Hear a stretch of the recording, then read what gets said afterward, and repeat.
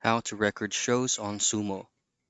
Now in this quick video, I'll show you one specific way for you to be able to record any episode or shows on your Xumo account or your Xumo device.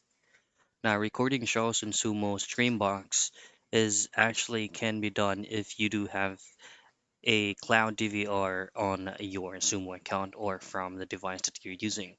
Make sure as well that you have sufficient amount of storage so that you can record any shows that you like.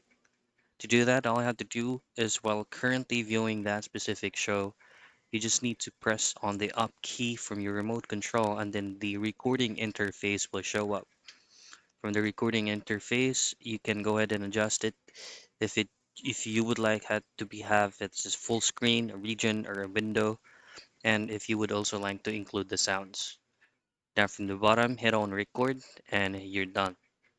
And that is how you record shows on Sumo.